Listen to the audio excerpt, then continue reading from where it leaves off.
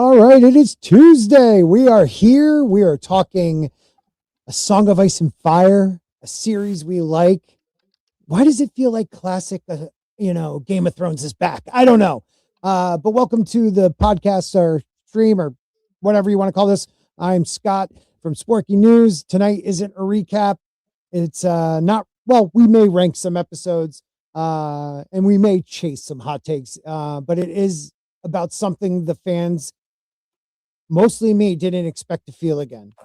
So for the first time in years, in A Song of Ice and Fire series is trusting the source material, not copying it line by line, but by understanding why it works and the soul of the source material. And at times, line by line. Across episode 1 through 4, A Night of the Seven Kingdoms has focused on character over spectacle, consequence over shock, and honor as a burden, not a reward. It's not chasing trends, thank God. It hasn't reshaped the story to make a point. It's letting Westeros be Westeros. So tonight we're going to talk about the best moments so far, the ones that dominated social media, and the quieter moments book readers immediately recognize as very George R.R. Martin. And then we'll ask the big question. Is this the best A Song of Ice and Fire television series we've had since at least Game of Thrones season 6? Let me say hello to the chat, or I'm sorry, the panel. Then we'll hit you up, chat. We have the lovely Miss Martin Muses. Teresa, how are you?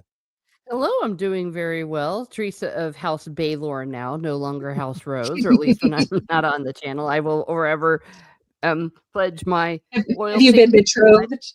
Yeah, fly the banner. God, I hope you guys have a long, long life together. Next up, we have Tina Bojan's Bad Take. What's up? What's up? I found out that I'm older than Baelor Targaryen, both in the show and in real life, so that made me cry. Oh my God, how old is he in real life? He's not even 50.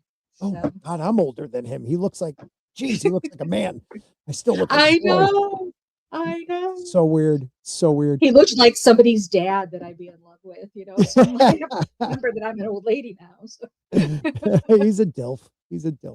All right. I've been doing the opposite of everybody. I've been reading the pages after each episode. So I got a couple of things to bring up later on related to that. Teen takes, we'll call them. All right. Yeah. I like that actually, because I kind of should have reread the book before the series started again, because it's been a while. And I occasionally blank on stuff. So I feel like, hey, I really do know this stuff. I am an expert. And so is our other guest, Sir Grant, the Avenger. The Average.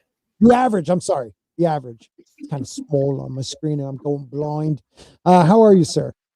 Yeah, doing good. Happy to be talking about all stuff for Song of Ice and Fire. Also, season 6 sucked, dude. I hate you keep saying it was the last good season. No, it wasn't. It was terrible. No. Season 5 sucked. Season 6 had its good moments. Season 6 was better than season 5, but that doesn't make it a good season.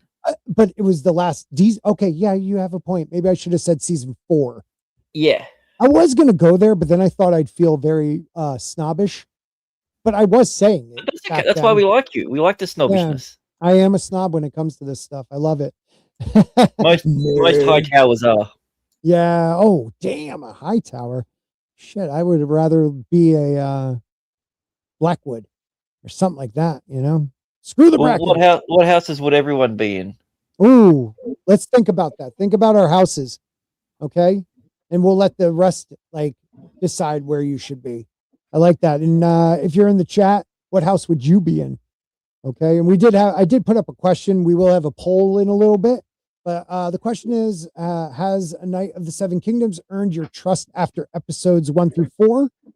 And you could either do the check mark, thumbs up, face, or X. And there are people. I got a guy on Rumble who's leaving messages. I don't know if he has like a name over here, and I'm just not realizing it.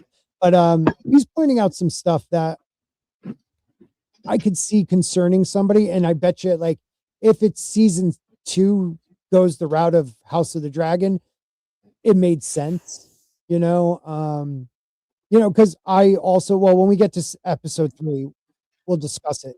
But the whole dunk reaction thing got to me. But let me ask this question then for the panel and the chat before we even get into it.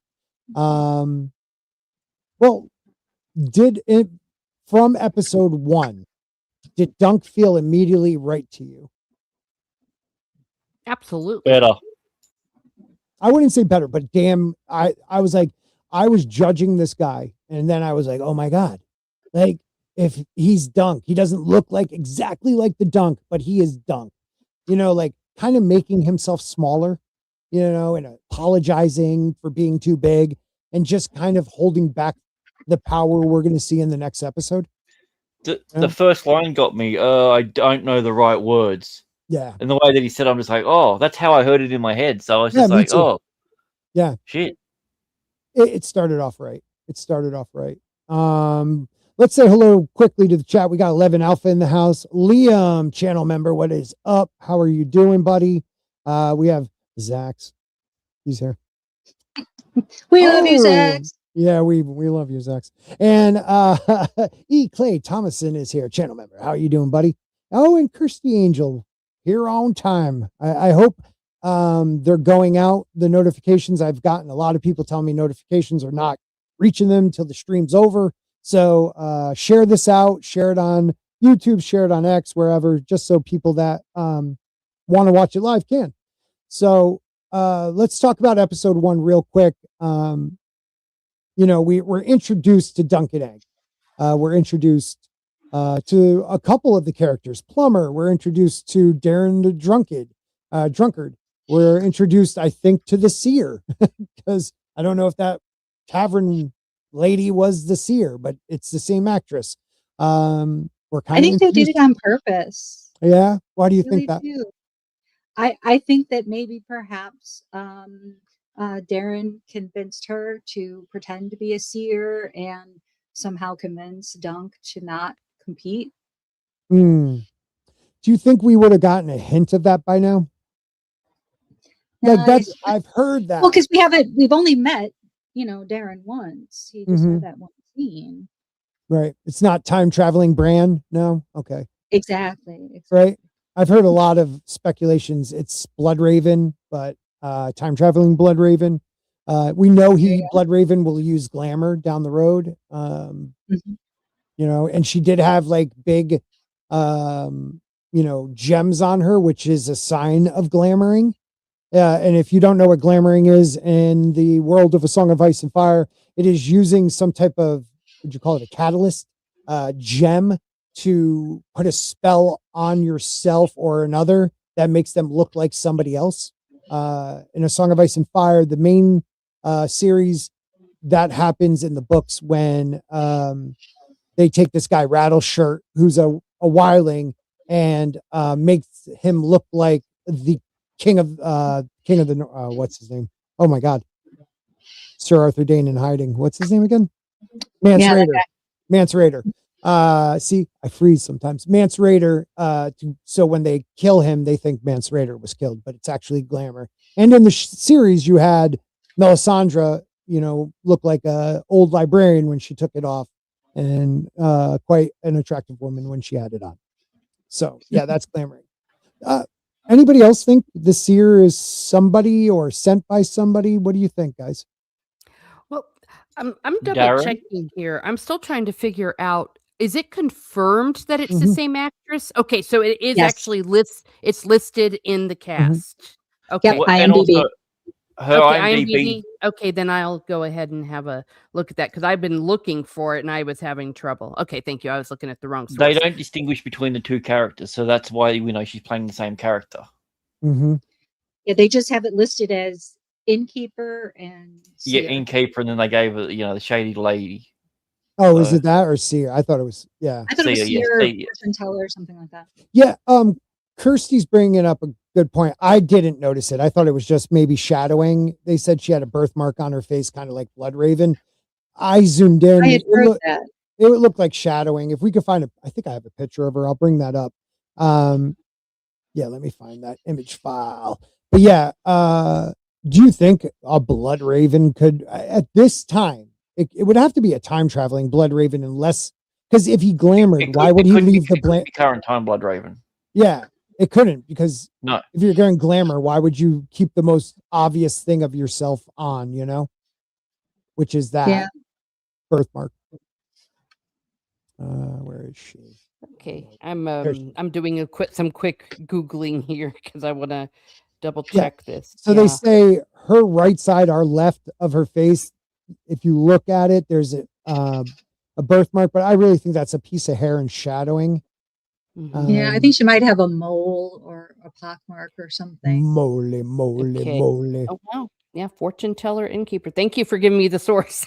There we go. I finally found it. I'll tell you, ever since AI started taking over on Google and stuff, I think I found it's a lot more difficult to find. Thank you, AI overlords. We are with you. Yeah, Vikings here. Yeah. It could be blush maybe too? I don't know. Maybe. Yeah. I mean, I don't think they meant that.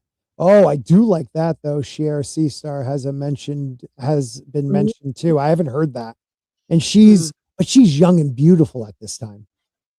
Or not young, but she's like, what, 30, maybe 20 something. Yeah. So she's young and she's like this beautiful woman. So it's not like her present day. That could be somebody else. Again, glamoring is something I would think of. We got Bobcat Driver. I like that name. Says, okay, I hate these glasses. Assuming this is the innkeep, is it possible she heard Daron? Yep. Who we know is a dreamer, babbling about his dreams. So she headed to Ashford Meadow to make some quick coin as a fortune teller, but just the two people. You know what I mean? Like it would only be done. Like she'd have to walk into Dunkin' Egg, and what can he give her? A copper? Like I don't know if that would be worth it.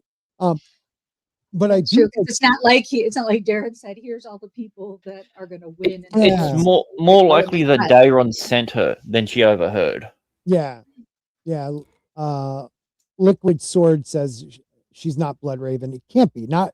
It would have to be a time traveling, and I don't see that happening. You can't. Yes, you could time travel, but you can't. She's only Bloodraven once a month. Right. You can't skin change into somebody. Even Bran barely got his dad to hear the rustling of the leaves, at the Godswood when he was cleaning his sword. Oh dear. Could be a scar. Yeah.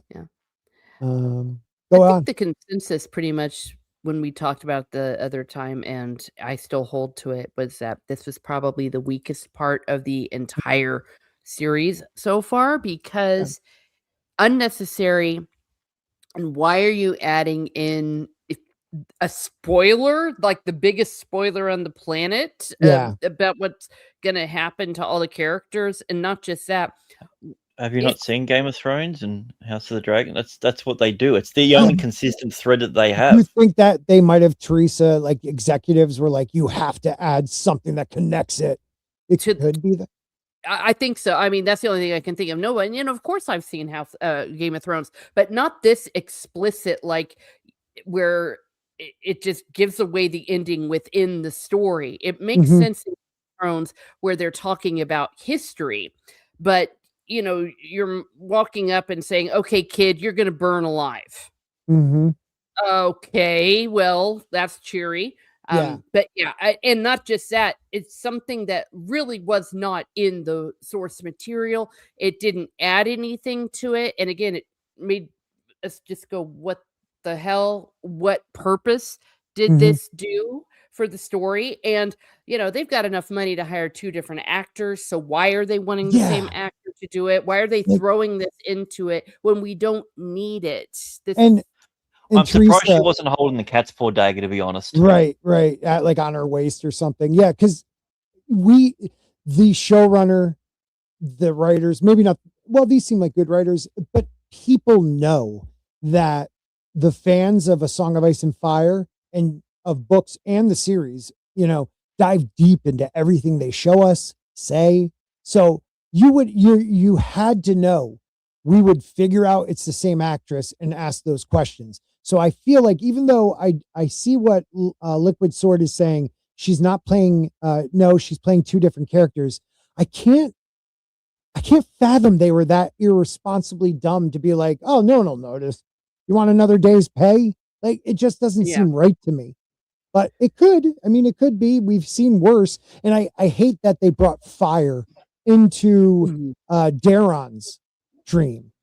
So that kind of could connect it to hers, because Daron doesn't dream about, he tells Dunk about the big dragon and him, and the big dragon falling on top of him.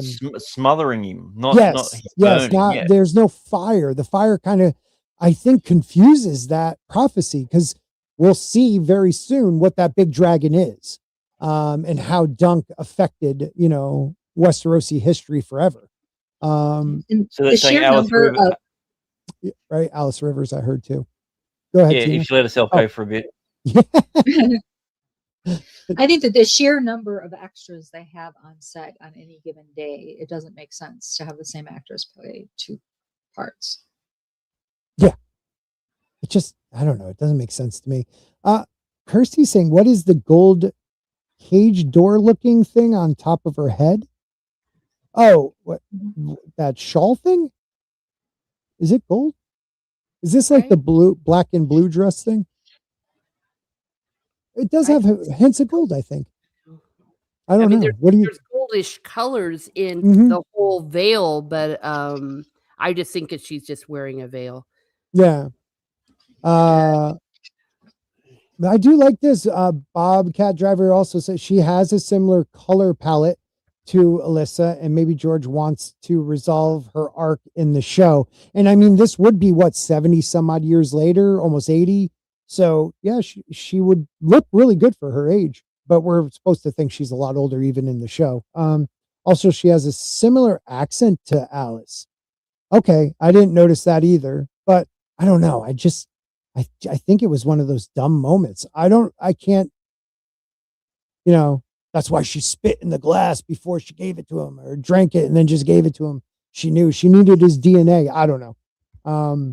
It was one of those things, but for episode 1, I think, I liked, I took a little poll, or not poll, but glance at what did social media say after episode 1? A lot of people, like you said, Grant, kind of at the beginning, the part where Dunk is burying Sir Arlen was powerful. Dunk declaring himself a knight. The final scene, Dunk accepting Egg as his squire in that final scene with the stars and stuff, people really liked. I think for me, though, book reader favorite moments, I liked seeing on screen Dunk's self-doubt and insecurities. Egg's knowing far more than he should, and the way he spoke, my lord instead of me lord. The refusal to over-explain Westeros too, I liked. They just kind of, you don't. They gave people just a brief idea of what is going on.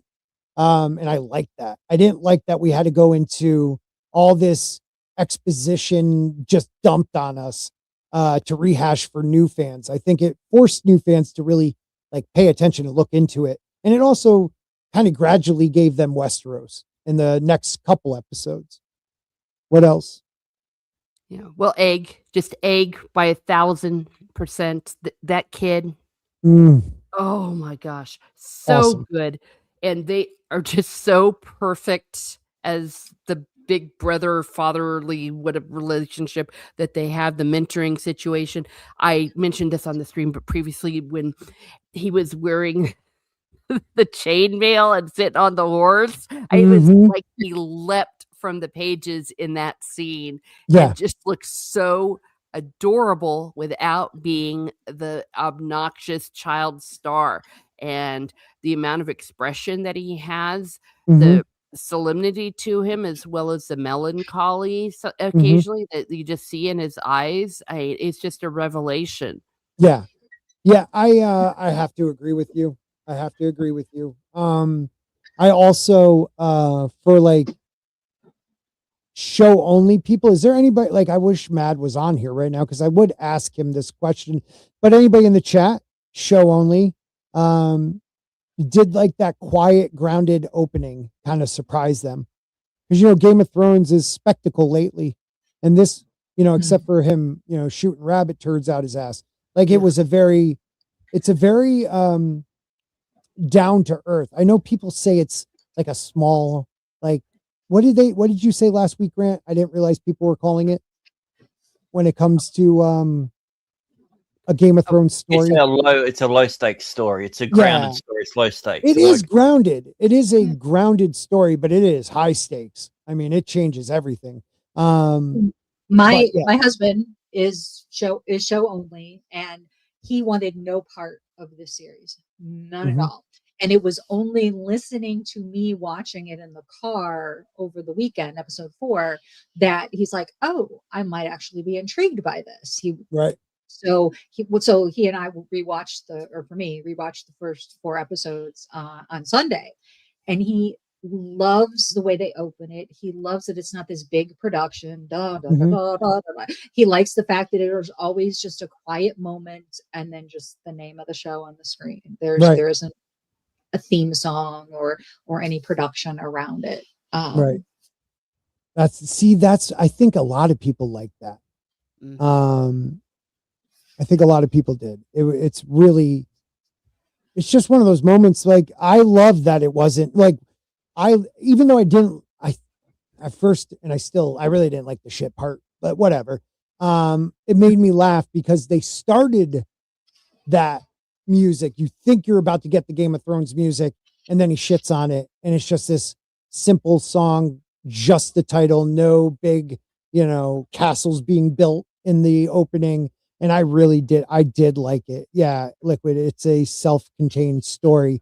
That does affect, though. It affects everything. So is it self-contained? I don't know. I think people miss, like, he changes, history changes in the next couple episodes. I'll just put it that way. It really does. I did want to show, because someone asked if Baelor's son is in it, and he is not in the trial by 7. And I will show a picture in a little bit of what it is, actually. All right. So we'll have a picture and name. So when we get to episode 4, so we'll answer it there. And then for book readers, I already asked the question. Dunk felt immediately right to me. So that's awesome. Was this a risky way to open a fantasy series? I think we know it's not, right? No. Do you think they thought it was a risk? I honestly don't know, because my personal feeling so far and everything I've seen is that this Ira guy, who I'd never heard of before, he gets it. He does not condescend to the audience. It's not like, look at me from on high, looking down upon you peasants who don't know fantasy, and the way Condell comes across, for example. It's very much, they trusted. And for some reason, someone in HBO gave them the freedom to say, trust your audience. Fantasy fans are some of the most intelligent, thoughtful people out there, and fantasy literature is some of the greatest literature that's being written, that has been written in the last 100 years. So trust us, trust them. And I love the fact that it's paying off, and that the ratings, I'm not sure about the actual ratings, like as far as who's watching it, because it's been big. I know it's been big, but it's had the biggest rewatch that they've ever gone through. Okay. So it's most of its views that are coming from it have all been from way after it aired. Okay. Yeah, because that's the data I'm not sure of, but definitely as far as critics ratings, IMDb ratings, I know that's through the roof. Okay. And that's what I feel. I feel like it's been a slow rumble that's just been growing and growing and growing. I just haven't personally seen the numbers, but that just makes me so happy. And we know that if this is successful, then other people will be emboldened to imitate it because they love money more than anything else. Yeah. Well, this is the problem. They gave it to Ira thinking that it wasn't going to be this big thing, and I figured if it phased out or it was shit, they could basically use it as a partial excuse. It's like, maybe we can put George's stuff on the back burner. Maybe he's the problem. See, we let him be involved in this one, and he's plummeted terribly. So right. I don't think Ira's going to be around season 2. I have a feeling something's going to happen, and it's going to go away because you look at the people who stuck to what was going on. You look at what happened with Sapochnik. Yeah. Like, Yeah. And because George has gone out of his way to say that Ira is now a friend to him, like, and he's remember, I'm sorry to interrupt you, but it adds to what you're saying. Like, they picked Ira. Ira's never, he's been a co-executive producer, but this is his first show running gig. He was co-executive producer on the Never, which was like this show about women with superpowers in the like late 1800 or like something like that. It was on HBO. It's a weird one. It's a go girl power thing. It's meant to be that. I like it for what it was. Cancelled was because Josh Whedon got Me Too'd. Yes, it wasn't bad. Exactly, and I really liked that show. I mean, I agree with you. Definitely have to admit the girl power part, but yeah, I really liked. But it was meant to be that. See, I don't have an issue when it's a series that's meant to be. They didn't take Game of Thrones, or Dunk an Egg and turn Dunk into, an Asian girl and, Egg into a trans female. You know what I mean? Like, or you make Dunk and Egg basically about the puppeteer or the whores. They're the main characters. They're the main characters. Right. Precisely. Yeah. Well, at least for season 2, I think we have a reason to be quite optimistic because they already started filming it in December of 2025. So awesome. If they're going to get rid of anybody, it'll be, I guess, season 3. Well, I'm worried about season 3. Well, season 3, we know the one person they're going to get rid of, and that's going to be Dexter. What do you mean? Because of the age. He's not going to be able to pull off being fucking like 17. So you think they'll switch him out, Dexter, and let everybody know who he is? Look at what they did. You had someone like Millie Alcock who freaking killed the role. Absolutely nailed it. Yeah. And then they had to do the time jump. And then they got Emma Darcy. Not that she's bad. No, she is. Or even a woman. It's just, it wasn't the same. Like. No, you have a point. And you're speaking about the actor who plays Dunk, correct? Yeah. Well, wait. Yeah, that's I'm talking about. Sorry. I'm talking about the one who plays Aegon. Yeah. The one who plays Egg. Oh, I don't know. The boy. I thought he's not 17. I thought he's about 13. He's the actual age, I thought. I thought he's like 10 or 11. Yes, but the books there's not time too in far between. apart. If we're going to go one each, if we're going to go in 2 years' time, he's not going to look like he's in his teens. Well, that's why Ira said, like, he literally said he wanted to do 4 seasons of the early Egg and then wait a few years and then do it again with him older. Like, I was shocked when he said that. Like, I love that he said that he's willing to do that because he loves the actor and he doesn't want to change the formula that they have. Yeah. I mean, in a real world, I'm worried they're going to get rid of him. No, well, because for one thing, it's easier for a little kid, especially a boy, to look 13. He will be about 12 when they are filming the season 3. So, I mean, that's really close. He's going to be 13 years old. So they don't need to do the time jump till after the 3rd book. Right. According to Google AI, in the Mystery Night, he's only 11 years old. Yeah, I was going to say it's not far. Like, I thought it was jump. Okay. No, the time jump's not much because they go to Dorne and then just look around, try to find Tanzel, and then the story happens when they're leaving. So I think this season is in 209 AC and A Mystery Night is in 212 AC. Yeah. 209. Yeah. So he's about 12, 13. Yeah. So it's not a problem at all. Yeah. I think I fingers crossed they keep it. It would be insane. He's so absolutely charismatic, and I mean, just the way he acts with his eyes and his face. And I don't want to sound like, Dumb and Dumber, but he's just so captivating on the screen and so good at such a young age. I think it would be a total waste. And I also think there's a difference between making a boy look a little bit older and saying, "Oh my God, look at the makeup and the in the tissues they stuffed in the girl's bra to make her look 17 when she's only 12." Yeah, publicly a little bit more. Anybody know this? Bobcat Driver, man, I didn't know this. Condell recommended Ira Parker for the job. Ooh, yeah, yeah, and when he speaks, he stays on topic. Speaks highly of George. Like if there's any TV execs, I know they watch the show. You guys listen to the fans, the true people. The true fans will love the series, and new fans will love the series if you stick to the source material, because the source material is that good. It's just that. When you're reading books, there's a certain type of people that read fantasy books. It doesn't mean that, the average Joe won't love a TV series about it. It's just they're not going to know to pick up this fantasy book. Like you're opening the world. There's of these still books. So many people that don't even know it's a book. Right. Like the fact that it's hit like the normies, like 4 episodes in, it is kind of nuts. But like you're right about that. If it's good enough that the original fans love it, it brings in a new audience. There's a lot of people who this is their first taste of the world of Ice and Fire in any format.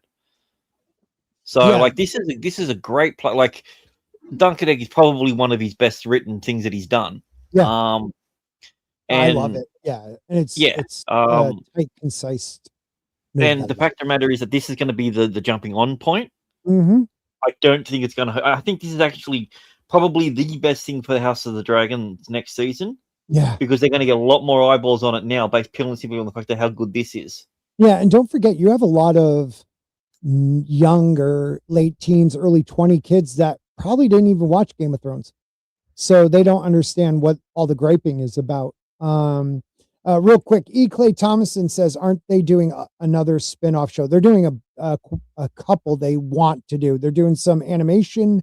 I would love to see, I actually want to see like the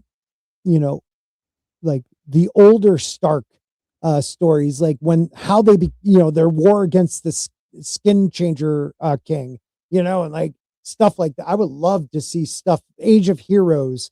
I get it, the Targaryens, ooh, they're pretty, but there's so many other houses that have great history and great stories that we can get away from Targaryens and enjoy that. Because if you think about it, yes, this is Dunk and Egg, but it's a Targaryen story again. House of the Dragon, Targaryen, A Song of Ice and the Fire, leaning heavy, Targaryen, Stark. Like let's see one of these other great houses. I think that would be really cool.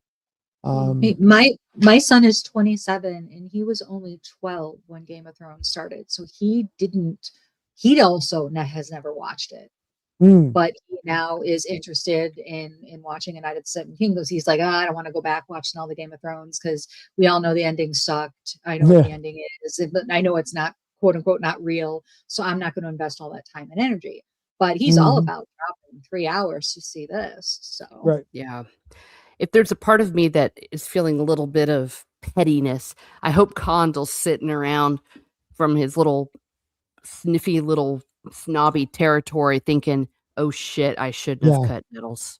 Yeah. Because look at how much. That's not Condell. Condell takes credit for little actions that Condell's done that other people have gone on and done stuff he's taken credit for. So he'll look at it going, when anyone that's worked on his stuff that has gone on to do other things, it's basically like he's done it. He has that. He's got these things like, well, this show wouldn't have existed if it wasn't for me because I recommended him. So therefore, like he has that mentality that. Well, I mean, he thinks he wrote the books. Oh yeah. Oh no. Well, I mean, they've shown us. This show has shown us that we like the small folk characters. We like the small and the simple. And season 2. should have not done all that extra backstory on all those dudes. It should have been Nettles. We should have been seeing Nettles and Fleabottom. Nettles doing this. And can you imagine the whole thing with doing it properly with they blew their Damon budget on and African American Nettles actors and all of that, that we could have had that. Yeah. And he could have had that. And it's like there has been a lot of chatter all over the internet where people are like, oh my gosh, this is so good. You see, when you listen to us and not do that shit garbage, turning the Dance of Dragons into Wicked for good. I mean, yeah, I mean, if you just stick to the source material, okay, and not worry about that is the quote for the evening. Yeah, stick to the source material. Think about, they tried so hard to make Rhaenyra and Alicent likable, and kind of like, they made Alicent more of a character that it's misfortunate what happened to her. It was never really her fault. No, make her that. You can make her more have you can more still tell that story, but have her actually have consequences for her own actions. Yeah, and have her make her own decisions that are wrong. She can have multiple sides, what like depth to her. You know what I mean? Like they just want to. No, we can't make them look bad. Like Rhaenyra is a beast. But they started her off that. Her introduction as an adult, Alicent as an adult, made a pregnant woman just after go up the largest flight of stairs to her room to show her a baby. Yeah. Like that's Alicent. That's Alicent. Exactly. And then they kind of just stopped it. Jane says, I'm concerned about Dunk looking too old. Yeah. I mean, I don't know. In 4 seasons, that dude's I don't know. People age weirdly. How old is he in real life? I think he's about 28. 28. And I think they're trying to make him look early 20s. I don't think they're trying to make, because I mean, he's what in the book, 17, 18? He really doesn't know his age, but it's late teens. He thinks he's around 16 when it starts. Yeah. Yeah.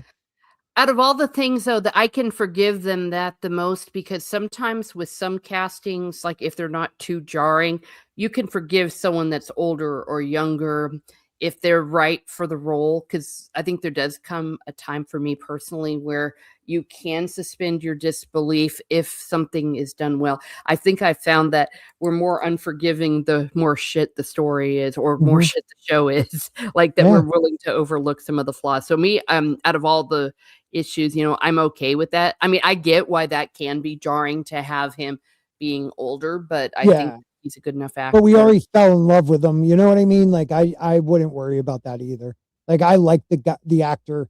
He is my Dunk. So I don't think he'll have gray hair and stuff next season. So we'll be all right. Yeah, and I agree with Jane. The Age of Heroes would be epic. I want to see the other lands and people. Give us a show at Origins of the Iron Isles. Age of Heroes would be awesome, because you could literally show a story that you could literally tell it from the perspectives of the Boltons versus the Starks, where the Starks are basically like these overbearing guys, and these are guys are just trying to survive, doing what they can. You can tell that story. The formation of the Ironborn, like there is so much cool stuff. Like Brian McCann would love that. Then he'd get his the deep ones and all that stuff. He's not in the chat yet, but yeah.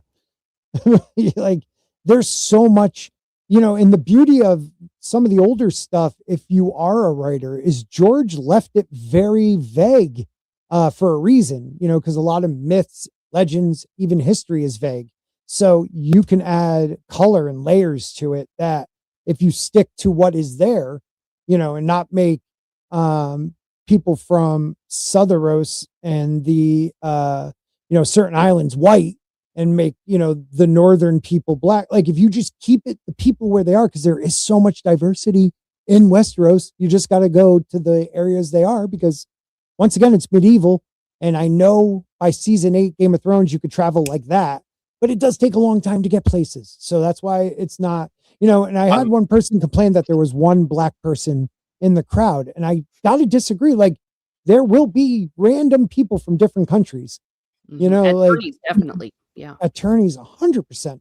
But even you had the Lysini bloody egg merchant that was there.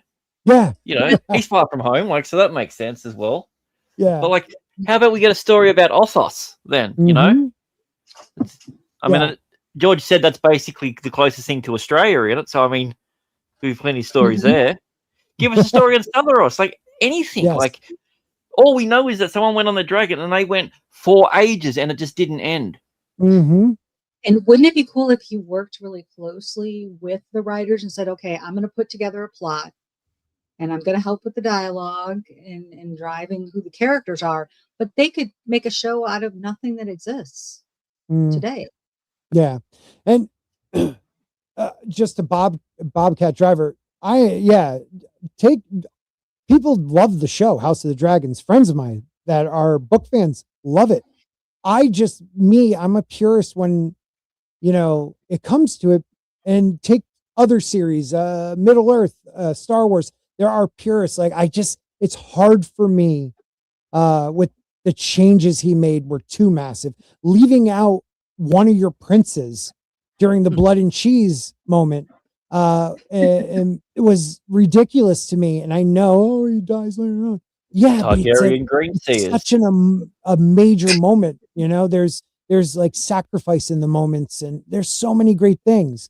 And that would have been a moment where Alicent would have looked, if you went with the book, sympathetic. But no, they make her sleeping with Cole in another room. No, she's there when it's like they made weird choices to me. But we're not going to get on a tangent about how it was abetted, as he said. We're going to get back to Hard Salt Beef, episode 2. Yeah. So I love this episode because this is the first time we have Dunk and Egg from the very beginning together. Sure, that's the reason you love the episode. There's that too. No, actually, to be what fair, are you guys talking? Wait a minute, I'm confused. What? Oh, because Baylor comes in the. Oh, I thought you were talking about that. Oh gosh, no. No. First opening, they really didn't need to do that. What was that? What was that?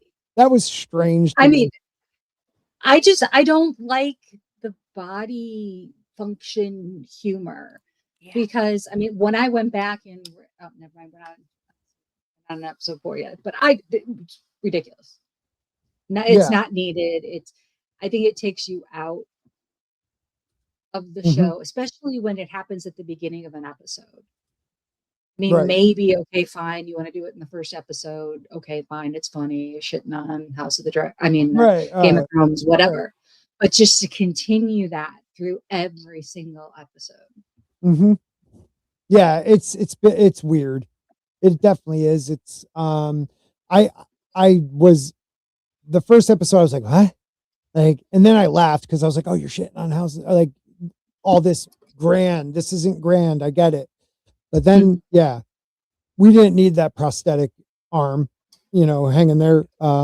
We didn't need, in episode 2, episode 4 didn't have it, correct? I think it was just to show that Arlen had 2 long swords.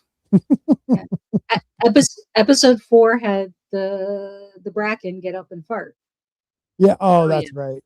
Yeah. And that took away from, like, I guess they just wanted to show all knights are dicks. And the truth is that moment in the book tells you like, oh, he's a knight. He just doesn't like maybe so, but I do not know you, or I know not of you, or something like that. I know not of you. Right. Yeah. I feel for your cause, but I know not of you. I don't know. It was cool. Will we see Cregan Stark? I don't know. I mean, we will see him towards the end of the series, House of the Dragon. But we'll get back to that. I think they're gonna put him in early. I don't know if he's gonna catch a flight from Winterfell or something. I just think they really like that character. Yeah, Jane. It's like there was like a genocide between House of the Dragon and A Song of Ice and Fire, because when you get there, they're all white. I'm sorry. Also, they made most of the black characters gay anyway, so that stops them from. Yeah. So what we see in Hard Salt Beef is we see Dunk's hunger and poverty, Egg trying to understand that, and also trying to start to train horses, like getting to understand what he could do as what a squire really is. You know, what else do we see in Hard Salt Beef? We see him trying to get people to vouch for him, right? And that being a knight doesn't mean, and being in service to a great house or other landed knights doesn't mean they're ever going to remember you, no matter what you sacrificed for them. And kind of, you know, because Sir Arlen's not remembered, you know, what does that mean about legacy? And what does that mean about Dunk? It was a good episode. If I'm missing stuff in it, please, like what you guys thought was important, jump in. Because I can even go back. Are we ready to talk about the arrival of the Targaryens? Oh yeah. Well, just before that, I also like the introduction that we finally got on screen. The leaf that makes them teeth look all bloody. Oh, that leaf they chew on. Yeah, because it's all through the books, but this is the first time that we actually see it. Is it sour leaf? Yes, I can remember what it was called. Yeah, I'm pretty sure it's called sour. Yeah, that was cool too. Yeah, you have a point. Yeah, we get introduced to the Targaryens, and you know, and again, this is something I didn't like they changed, but again, I'm okay with it. And Grant really brought it up during our stream. You can go back and check out all our streams. I'm going to make a playlist for it, so it might be up here somewhere. Thank you. But yeah, I said sourly. But Grant pointed out, like in the book, like in the show, Dunk's very assertive. He's gonna get himself. He's gonna go see what he could do and talk to somebody about this. And he marches in to talk to, eventually the Crown Prince and his brother. But in the book, it's almost like Dunk walks into. It's just he does it. It's obvious that, or he's not oblivious guy, and just ends up in situations that eventually help him out or cause him more greatness happens around him. He just happens to be there at the time. Yeah. What's that Marvel character? No, I forget it. Yeah, Loki. We're talking about Loki. No, Loki. No, Bob, the guy Bob. He's like a character that no one remembers, but he was at every important thing in the comic books. Deadpool's from Hydro Bob. Yeah, Bob from the guy. Well, they used him in Thunderbolts. I didn't watch that. No, I did. That was actually good. I didn't mind compared it. To compared to how many people, And I'm looking forward to actually. I'm looking forward to Doomsday. I want to see if they can fix it. But anyways, yeah. We also see. Okay, so Dunk, ends up meeting Aerion Targaryen, who assumes he's the stable boy or a servant, and then disrespects Dunk when he finds out he's a knight. Then Dunk goes in. We meet the daughter of what's her name, because she's not in the book, so I forgot Lady Gwyn. Lady Gwyn, who a lot of people got like upset that how she acted towards Dunk. I found it hilarious that she punked him and he jumped. I thought that was funny. She's a teenager, and it's like daddy's putting on a tournament for his little girl's birthday party. Yeah, he's not spending time with me. And I bet you're getting the royal family turning up to a 16th birthday party. You don't think she's going to be a little bit bratty? Yeah, right. Yeah, absolutely. But and you figure she's marriageable age, which would be the only reason why to have a journey to celebrate your daughter's birthday. So. Oh, that's funny. Yeah. I think it's funny though, because a lot of memes have shown up about, boy, did that little girl not know what was going to be her birthday. It's going to be a birthday no one's ever going to forget. Yeah, it's all her fault. She put the idea of the kids being dead in Dunk's head. Dunk said it to Mako. Mako went, shit, I better go sort this stuff out. And everything happened because of her. Yeah, so it's really not Dunk's fault. It's hers. First show in a long time that actually it's the woman's fault.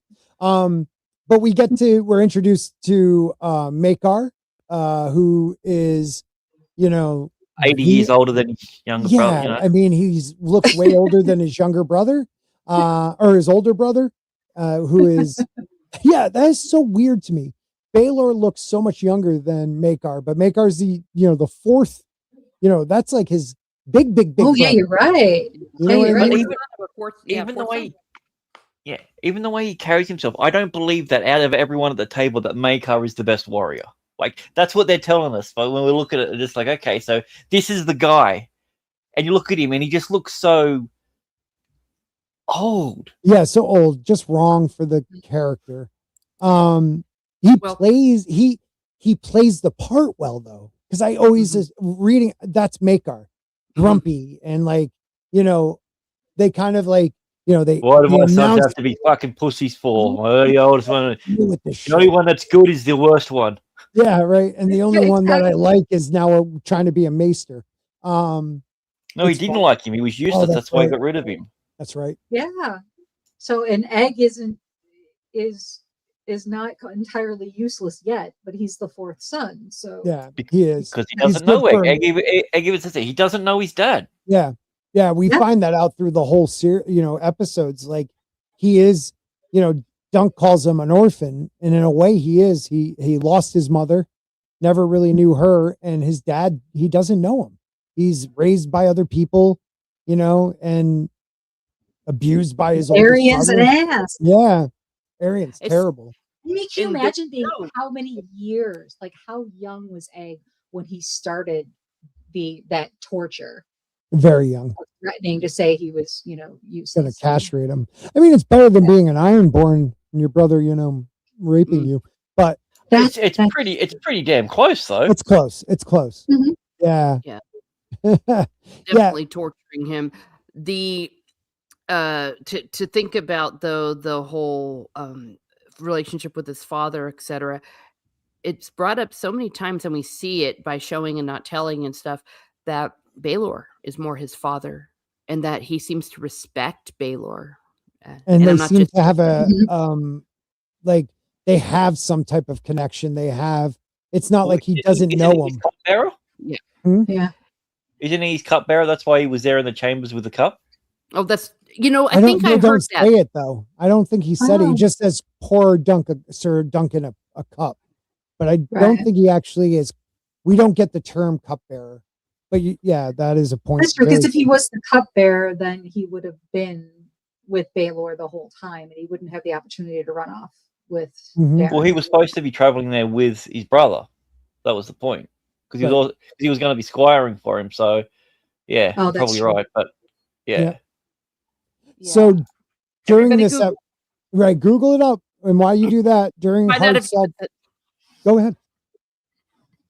Oh, I was just going to say, do that and then find out. But I mean, just saying though that the respect that he has for Baelor is very apparent, and the way he felt so ashamed. I know we're jumping ahead, but in the third episode, that he was able to, he genuinely felt badly that he disappointed his uncle.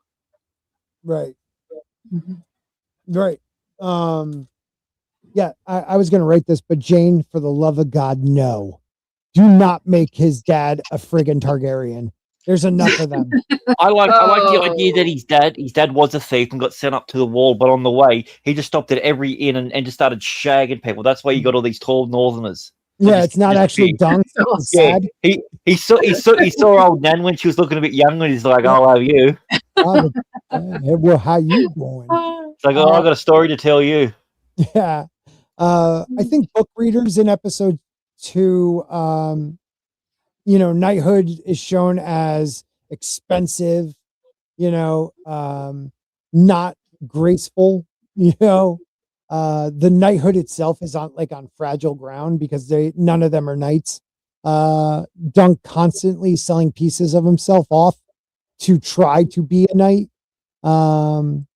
They do a good job of that in the book too, because there was so much more of the list, the competition in the books. You saw many more of the house's knights compete in the books than you did, even though they were just a sentence or two. You heard a lot more names, or a lot more competitions happening. you already knew who the top 5 were after 2 days of the tourney, and how that changed hands so much. And you could tell that there was a huge difference between every single one of the knights was a jerk almost, in a way. Yeah. They all had their faults, which I guess makes them human. But I think the biggest difference is also, like, is Tina was saying, like, the book felt like it was more, the Ashford 20 was way more grander and bigger than what it was. We knew which were the big houses, but in the show, we're only seeing the big houses. We're not seeing any other hedge knights. We're not seeing anyone from anywhere that's not important to the story be there.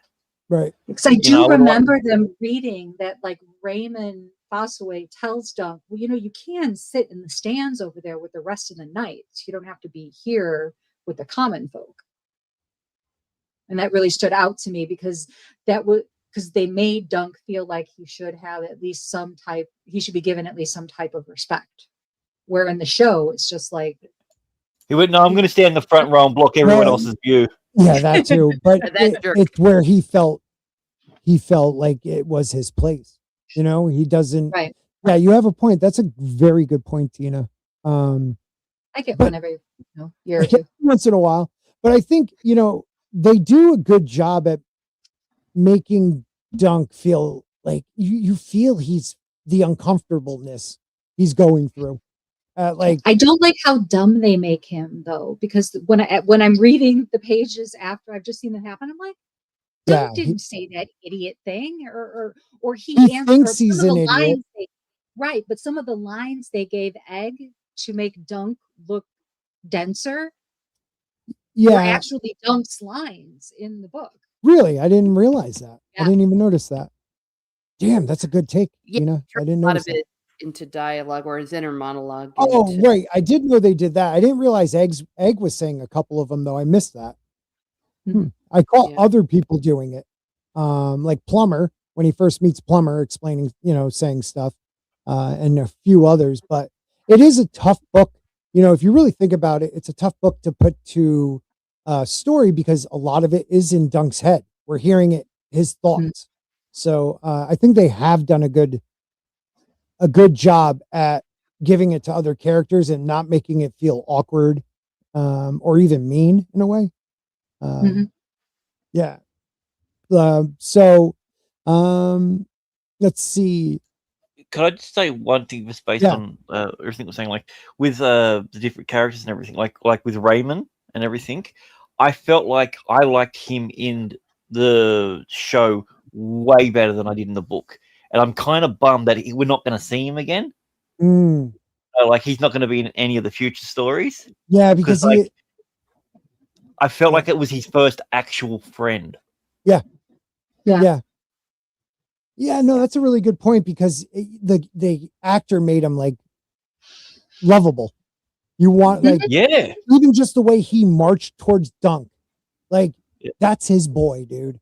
He's like, I will die for you, man. It was the bro hug at the horses, so I'm just like, oh, I'm sold. Yes, that bro hug, and sitting in the rain, and the way that he almost punched his cousin with the helm. Yes. Yeah. And then just marches straight. Like it was way that scene was way better visually than it was reading it or listening to the audiobooks. Even better than the graphic novel. Yeah. That's a good one, Kirsty. Sorry. Yeah. Go ahead. Oh, I could forgive them if they decided to add him and Lionel Baratheon into the seasons 2 and 3. I can forgive him. I don't know if the cast has been released, the full cast, but if they decide to pull out of their butts, let's go and hang out with Lionel, or Lionel on our way back from Dorne. Something like that. You never know. You never know where they're going to be. That's something that if they decide to add it, I'm perfectly cool with that. Yeah, that's a good point. Like at least maybe just one episode, just to see how he's doing. So we'll jump right into the turning point, which is episode 3. Major points. Dunk. The prophecy scene is in that. Dunk striking Prince Arian. Egg's identity is undeniable after that. We still see Dunk. It's like he goes from not feeling like a knight to becoming an actual knight because he holds that vow.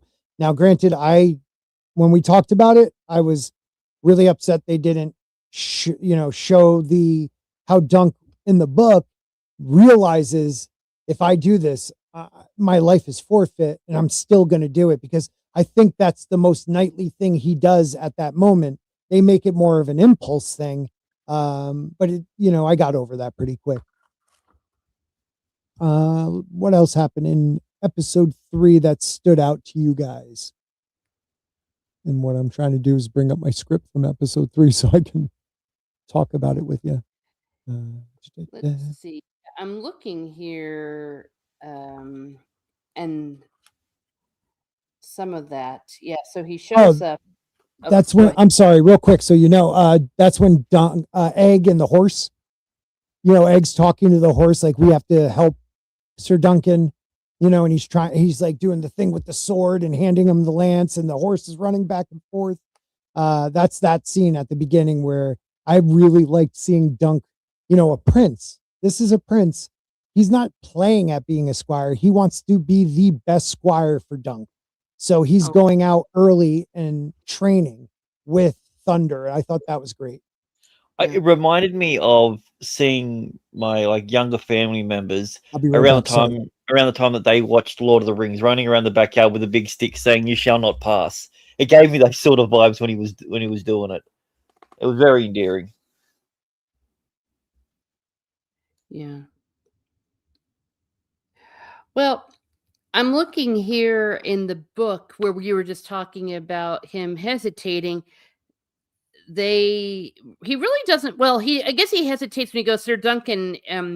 Rather, Raymond goes as Duncan's running off. He goes, Sir Duncan, a prince of the blood, be careful. It was good counsel he knew. The old man would have said the same, but he could not listen. He wrenched free and ran, and then he just went right up and just went after him. So the moment for him to hesitate. That's what I thought, but I hadn't gone back and read it to confirm it. So yeah, I think Scotty's getting mixed up with the aftermath part of it. Yeah, because what happened? Because that was the only moment. Because what happens is he runs in, he sees him twist Tansel's arm. She was on her knees. He forced open her hand, sees one of her fingers. Dunk stood there stupidly, not quite believing what he saw. Then he heard a crack, and Tansel screamed. One of Arian's men tried to grab him and went flying. 3 long strides, and Dunk grabbed the prince's shoulder and wrenched him around hard. His sword and dagger were forgotten, along with everything the old man had ever taught him. His fist knocked Arian off his feet. So there wasn't a hesitation there in the book. The only closest thing was as he's getting ready to leave when Raymond stops. But he realizes that life is forfeit if he does. She just read it. Oh, really? She literally just read it then. And no. Yeah. Damn it, you're not listening to me. Oh, I said I had to step away. Where's my voice? What did you say, Sarah? What's your name? Damn it. My name, you're going to start calling me Tracy now. Yeah, Tracy. No, I was reading straight from the daggone book. Yeah, so they never take House Florence seriously around here. Give me what page that would be so I could just skim it real quick. Well, the problem is that I'm using the Knight of the Seven Kingdoms book, so it's 71 for me. But I mean, me too. Yeah, so so it's on page 71. So that's what I was saying. I remember last time you brought it up, but I didn't have it ready. But I'm like, no, I think in the show they showed it the way it was. He just comes in, he sees it, and he doesn't stop. He just goes kerpow. Any hesitation was before he left. Oh, and he does scream Arian. Yeah, he said, I think there were 2 lines. He's hurting her, Arian something. Yeah, Arian, the boy shouted, he's hurting her, the puppet girl. Hurry. Mm-hmm. Yeah. And then Raymond tries to catch him, goes, be careful. And he goes, it was good counsel I knew. Well, I just read it, so. But, Sporking doesn't like women, so. Yeah, I didn't want to listen. Yeah, I know. He doesn't respect women. So there you go. Now you can like it, Sporking, because it was. Yeah, we're gonna see. Hold on, keep talking. So it was the same thing when I tried to explain to him that he mentioned that Sir Arlen said the words. He's like, no, that never happened. And then he looked at me and he did say that. Yeah, I know. No, he said Sir Arlen said the words, but it was never in his inner monologue. Yeah, it was in the diet. it wasn't in the book that he said Sir Erland said the words. It was when he was telling the guy. Yeah. And supposedly Martin confirmed that he was never knighted. Yeah. I mean, it's pretty. I mean, this may be. Sparky said though that we could discuss this another time. But yeah, no, he's. Go ahead. Where it says Sir Erland says the words, yeah, but that was him telling the tale, and his face was red when he wondered if his ears were red when he was saying so. That he was a knight. But that's another story for another day. Mm-hmm. Oh man. But in any case, yeah. So there it is, and I mean, I love it because, well, the picture in the book it just has, right. Yeah, it just has him right in the middle, and he's like a wrecking ball going in there. And I got to admit, even though it's very dramatic, very much like I go, dun dun dun, but the way it's like showing the face, showing the this, showing the that, it's like, I don't want to look like you, brother. All right, I have to admit, I was wrong. I really thought there was a hesitation where I must have misremembered the part after it, because I for some reason I thought he was like, oh shit, my life is forfeit if I do this. Like now, and granted, you know, they did it pretty much scene for scene. Shit, I was really wrong. So I have to, okay, shame me. Where's the shame bell? Shame. Well, no, it's okay, because I mean, I think that it's very easy for us to misremember things because we're not robots. Yeah, and I haven't read it in a while. I'm definitely going to read the next book before the next season, because I hate not remembering it correctly. Thank you, seriously, because I'm going to be missing it so much. I'm going to have to read the rest of the other two stories. Oh, you got to. Good. Whatever. The second one's it was a little tougher for me to read than the third one. The third one I really liked. The second one's a great story too. I felt like it kind of dragged in, even though it's such a short book, but like getting to where it wanted to go, it was a little, So 11 Alpha just said that he saw that the sigil on Raymond's shield was already green apple. In episode 1. Well, I mean, he did. Oh, in episode 1, I don't remember. But that doesn't happen until afterwards. No. I thought he painted. There was a green apple. There was a green apple in a bucket of red apples. I saw that. Yeah. Well, that's Raymond. That's foreshadowing. Oh, yeah, that was foreshadowing. What did he say? Who had the green apple? Because I said I can't wait to see Raymond paint up his, the green apple sigil at the end of it. And then he said, "You got the green apple splatter in episode 1." I'm like, yeah. The only thing I remember it was in episode 1 was a bushel of red apples with one green apple in it. I don't remember seeing it anywhere else. Yeah, but I'm explaining it to you. I've been wrong about a lot, so. Like what, Scott? Yeah, I don't know. Green apple splatter is an American slang for explosive diarrhea. I've never heard that before. But I think maybe Martin got it wrong. You know, when I read it, he thought about his consequences real quick. So I think George Martin got it wrong, and I'm right. Okay, that's possible. Yeah. All right, calm down, Condell. Right before they start the trial of 7, it's a very dramatic little thing. But I know we're not on episode 5, but yeah, where we get the green apple for the first time, not diarrhea. Yeah. We also, is episode 3 the one where we see the night joust? Yes, the night joust. Yeah, night I thought joust was badass. I loved it. That. For TV, it looked cool. I mean, no way they'd have that much light be able to really be produced, but it was cool. It was definitely cool to see. And I mean, if I saw that, I would just, if I was Dunk, I would have turned around. That was episode 2, wasn't it? Oh, I'm retarded. I'm sorry. Yeah. Wait. Was it episode? Whatever episode we missed talking about it. Awesome. Didn't he say it either just before or just after you went and saw Steely Pate? Yeah, you're right. I forget which freaking episode is which episode until we get to episode 4. I think you're right. Let me just see real quick, Aaron. Because it's daytime. Oh, yeah, you're right. Because it's daytime. It starts off with eggs, and he's like, he had actually seen like the way the guys were handing them the swords and things, so that's why he was practicing. Yes, it was at the end of episode 2 that it was the nighttime joust. A weird moment in episode 3. What did you guys feel about Dunk being offered a bribe?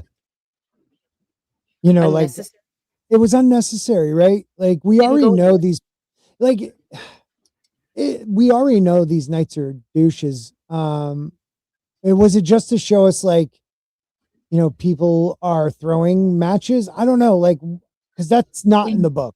Dunk does not get. You think that's a bad I could thing? be wrong. I could be wrong though. No, I'm asking if you liked it or not. Did you think it was necessary? I think it was a little bit of it goes to show that people are willing to take a dive for anything. Yeah. That guy was willing to take a dive for a bit of money. Darren's willing to take a dive so he doesn't get hurt. Yeah. You know, very good point. That not all knights are equal.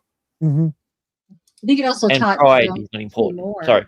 I think it also taught Dunk more about the fact that it's like he had this ideal of what it meant to be a knight. Right. And it's obviously a common practice for them to throw matches in the tourney for the the master of the games to come and and hedge knights would be willing to do it. But it's such a cool thing to ask. I'm asking you not to lose. Right.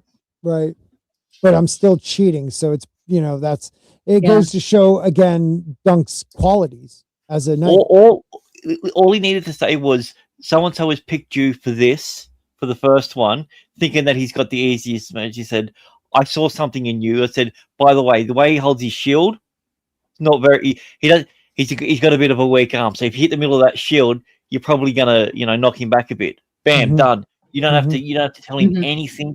Dunk's gonna aim for it. Yeah, I mean, he's gonna go. That guy's helping. The guy's helping me out.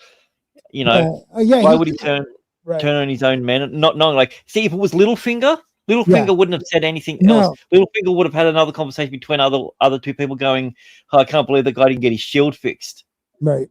And then Edward here, he's like, sir, the shield's not blah blah. Remember? And he's like, oh yeah, and then he'll aim for, like, there were so many different ways of doing it. It just goes to show that this guy is he's not used to the scheming, the treachery. Right. Yeah, because he could easily have been like, look, I can't stand him. I'm giving you money. I want you to get him out. Knock his ass out. Something stupid like that. If you do it just for me, because he's brought a lot of this honor to the house, he's just been terrible to me. I'll throw in a couple of silver for you. Real quick, 11 Alpha says one of the only criticisms is that it's too dark at night in the episode. I didn't have that problem with this series yet. It's not like you're still watching it on your phone. Yes, of course. Oh, fuck's sake! I can't with the kids running around. They're too annoying, and my daughters would be scared of some of this stuff. Yeah, I agree. I agree that there's been a mistake, especially in a lot of modern shows, is that they think that medieval means bleh, when actually they had incredibly bright things, especially the royalty would have that. And, that was a great contrast that they... Sorry to interrupt. I always do that. I'm sorry. No, that's quite all right. I mean, I took a breath. So... Whenever there's a pause, it's fair game. In my jump in so fast. He just does it so quick with you. I don't know if you've noticed it with anyone else, but with you specifically, he does it so quick. Shut up.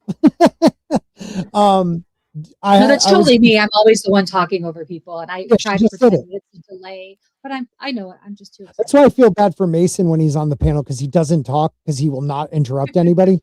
But it takes him a second to get his voice going. I always feel bad. And Martin, Teresa, to your point, jumps all over that. Sigils are very vibrant, and even in the book, we're told they're vibrant.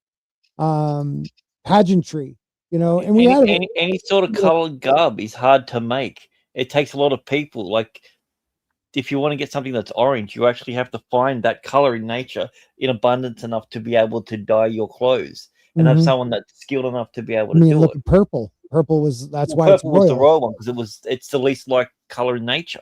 Yeah. So Liam has a good point here. It takes away from Darren's cowardness, making it common to throw the fight. Though, is it cowardice? I don't think it's cowardice. I never took it as. Well, sorry, I'm just saying. I don't want to interrupt, like Scott. Yeah, jerk. Go ahead, Lisa. Well, no, the way I took Darren, I mean, is he didn't want to fight him, but he's like, he can't just sit there and go, duh. So he was just like, just kind of make it. I'll promise you, I'll take the fall, but because he doesn't want to hurt, Dunk, but he couldn't go up against his family and all that, and that's why it's so dramatic when Baylor essentially does go against his family. Yeah, but it does seem like in the show they make it out that he's being cowardice. Like he even's like, I just have to do one good one and then I'll take a fall. Can't make my dad mad. So I see what Liam's saying. It comes off more cowardice than not wanting to fight. Is it cowardice or fear? Because he literally says, "I really don't want to die tomorrow." Yeah, right. Like he was, definitely a better word.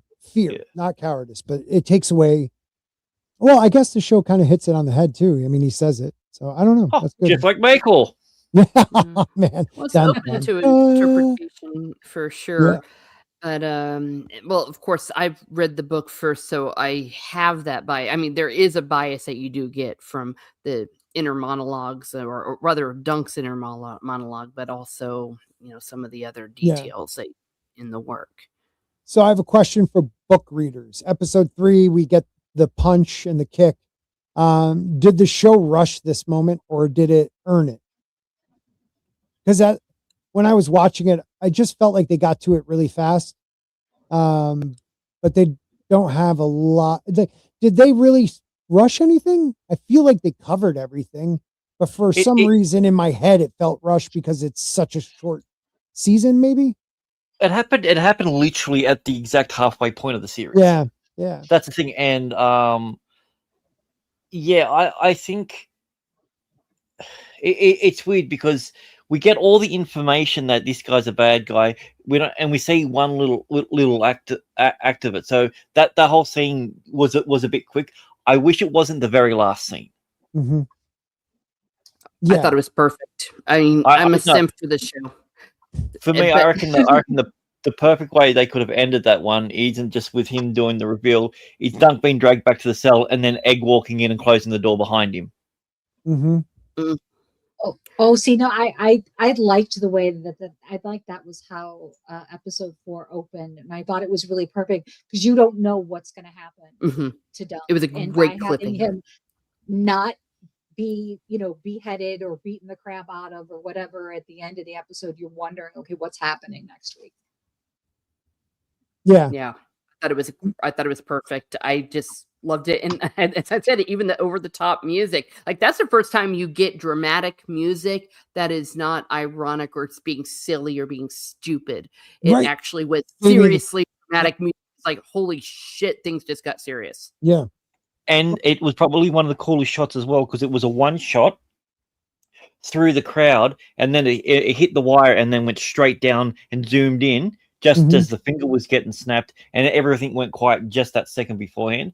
Like I've gone back and watched that shot and I'm just like, that would have been a hard ass shot to actually do, because it's on a rig and then you can see when it gets put onto the like when it's more stable, and to do that in that moment sort of thing, I really enjoyed the actual craft of it. Tina did. She's gone. Yeah. Well, no, I was talking about the final shot of Egg, where you're seeing Egg, and for the first time, you're truly seeing him as royalty. I mean, that kid. Oh, you mean the next part? Yeah, sorry, I understand. Yeah. Thank you for bringing that up. First open, yeah. I mean, that was something else. I was going to put that because let's just jump into episode 6, which is called The Seven, because I feel like when you mean episode 4. Episode 4. No, we haven't seen episode. Have you seen the future? Are you a seer? I am a seer, and I used to work at a bar. No, I thought in that moment at the end of episode 3, he looked great, but walking into the cell with Dunk, Egg looks like a prince. He goes from this little dirty squire kid who's having fun, eating a sandwich with him and stuff, which was one of my favorite scenes, to a very princely presence and stance, posture. And then he goes back to being Egg when the moment calls for it when Well- when Dunk is angry with him and he realizes, he hurt the man he loves and like almost like a big brother. It was awesome. And also when there was no one else around that's beneath him, because at that moment, Dunk standing there and him standing there, they're about equal in height. So, like that's also a big thing. He does make himself smaller. Then he goes back like the guards and everything. He's already, even though he's smaller, he's already above them. He's a prince. Yes. So when it's just them two, he can actually be himself. Yep. It's like the prince is the mask that Egg's wearing. But he just didn't know that was his true self. Right. That's a good. It takes a lot of talent and a lot of direction to convey. Yeah. Especially in an actor so young. I mean, so young. The kid is talented. I loved the line when he was what's his name that plays a Baratheon was saying, he's like, I had to get used to trying to swear around, Dexter and everything, and then it immediately cuts to Dexter. He's just like, I don't like swearing. Swearing's not good. He said, but I do it because it's my job. Yes, is it really? It's ridiculous. The after scene stuff has it been the good? best stuff that I've seen from. Yeah, it's great. Absolutely love it. Like, man, I'll have to watch that because I used to get so angry at Game of Thrones and House of the Dragons. I just couldn't. I stopped watching them. Because you punch the showrunner in the face. So far, I am not even coming close to wanting to punch anybody in the face right now. And you get a lot of fun stuff with Lionel Baratheon, who I love more than life itself. I mean, that is definitely a character that they expanded and just made it awesomeness. I mean, a lot too. He's not around this much. No, not even close. But but when you get somebody just as charismatic as they've made this character be, you've got to take advantage of that. Yeah. Yeah.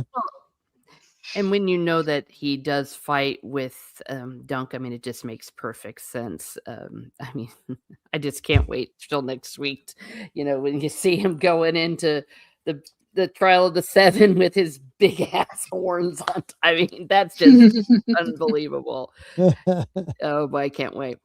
It's gonna be good. But I just wanted to give little Egg a hug. Especially when tears well up in his eyes and stuff. And he's like, but you did lie and all that. And he goes, I'm sorry, sir. I'm sorry. The way he says, I'm sorry, sir. Oh, it's like heart-wrenching. I forgot what good children actors were like. Oh my God, right? Even though his voice doesn't match his body, and then you realize that's basically the way that he talks in real life. Yeah. Because he's a little boy, yeah. And then even he's like, dry your eyes and all that. Oh boy. So good. What else do we get? What else do we get in episode 4? So Egg brings Dunk to Baelor, and Baelor, another great scene showing you like this guy doesn't have to do any of what he's about to do, but you could tell he's been going through books trying to save Dunk, like ancient law books. I've got an out of pocket theory about it. Okay, I'd love to. I think he was using this opportunity to get rid of, remove some future competition. That's a good point. Because like he makes a big point. It's just like, oh no, I'm going after the Kingsguard. They can't touch me, right? And then immediately after that, after the Kingsguard, all they can do is defend. Once he gets them to yield, he immediately goes straight for his brother. No. Well, that's next week, right? Yeah, but I don't think no. I that's think not. He did go. Well, we'll talk about that next week. Yeah, I was gonna say Oh, we'll talk about it after the stream. He's a cruel, evil, ugly man. You have to just admit it right now. Well, no, no one else can. Right here, he just knows nobody else can. But look at all the books. He is trying to coach Dunk on how to deal with what's about to happen. Yeah. Because you're taking a kid even if he was, he is a knight and a hedge knight, and he was knighted. No hedge knight's going to be ready for this moment. Has there ever been a hedge knight that struck a prince? I don't know. Yeah. Or one that did and was able to not lose his head. Yeah. And let's add to it, because we didn't say that when we were talking about Daron. Daron lied to Maekar, and that's why Maekar wants his head, because he said he kidnapped Egg from Daron. And the truth is, Egg followed Dunk to Ashford and found him. But because a prince said that, they take his word for it, putting Dunk in this terrible position. And that's when we get Daron later, one of the better moments where you see like some great acting from that. He looks like he's withdrawing from the alcohol, and reality sets in because, he's so used to being drunk or dreaming. So he's always in some altered state that, reality is really hard for him to live in. That was a great scene. But, if it wasn't for Baelor kind of vouching for Dunk, I forget what he says to get. Well, yeah, I think initially how it was, they were gonna kill him. They were just gonna, execute him. He talked him into them hand and a foot, or hand. No, right? No. No. Originally, he was going to take trial. his hand and feet in his teeth, and then this is where he's. Oh no! That was last week. What they're saying, Maekar said because he kidnapped Egg and struck a prince. Oh, my fault. Okay, head. so I'm still in this scene with Baelor and him. Okay, never mind. But in this scene is where get the dreamy guy off the screen. Teresa can't concentrate. Yeah, right. Well, no, I mean, come on. I mean, in this scene, we're discussing this scene here. Well, in this scene, he's explaining what, what Arian wanted, what Maekar wanted, and what he was able to get Dunk, and that was a trial. And he says, but with a trial, you're going to probably be found guilty, and they're going to take a hand or the offending appendage. That's where that happens. So Baelor was even able to get him a trial, knowing that Dunk could come back and say trial by combat. And it seems like that's something no one is prepared for, because a trial by combat may not be as, maybe it's in the histories and the songs with Aemon the Dragon Knight having to fight for the king, his brother who he hated, and dying for him. Right. But how does Maekar not know what a trial by 7 is? Yeah, they made it weird. Like, this is kind of him being like, oh, we're going to get him with this. Like, I would assume, you know why that scene is the dumbest thing out of all of it. Like, the reason that he should know, he was named after the last guy that did it. Right. Yeah. Oh my God, you're right. They were trying to do exposition with him, and unfortunately, yeah. But have Ashford or someone else that doesn't know. What's a trial by 7? Yeah. Exactly. Yeah, that I did. Well, yeah, that's true. You would think a Targaryen would definitely know what a trial by 7 is. It's not just, it's the person you're named after, and it was this third king in your family line. So I think that was a huge, and probably one of the greatest kings, a Targaryen king, if you're looking at it from the Targaryens' point of view, definitely. But yeah, trial by combat. So we leave this scene, and he goes to the trial, calls for the trial by combat. Arian's like, I'm not fighting him. And Maekar, this is where I did like Maekar. So I think Jane said it earlier. They cast great actors. They're just not the right look. Because this actor plays this part like, you're an idiot. Like, what are you? I loved that. He just yanks him out. Right. Like he's a little punk. I love it. After the walnut goes flying, and he makes, the lord of that house crawl under the table to get it. And then he just grabs a different wall. Anyways, Arian, what a dick. But his father just is, this is all stupid. This guy's an idiot. My son's an idiot. He reminds me of James Corbin so much. That's the problem. I look at him, I think he should be like in his 70s. Wait a minute, what? I'll bring up the actor. James Corbin, like the guy who used to have a talk show? No, Corbin. Oh, he muted himself because he knew he was wrong. What I don't Oh, yeah, understand. Maegor. Shit, I'm sorry. We screwed up. Yeah, it's Maegor and Maekar. So it wasn't someone he was named after, but it was the third king. That was Grant's mistake, not mine. Go on. Well, all their names sound the same. And of course, in the book, it just started off with Prince Aerion going a trial by 7. That's my right. And then he just goes right into it. Why? Are you afraid this hedge knight alone will make the gods decide the truth of your accusations? So it was just for us to show, though. Right? Because the show, he seems more like Maekar's just like, grumpy old man. I don't know. What gets me is that, I mean, I understand that, Prince Aerion's got to be the bad guy. And I just don't see the Targaryens putting up with it. It would be like, why wasn't this kid just backhanded multiple times throughout his upbringing? Right.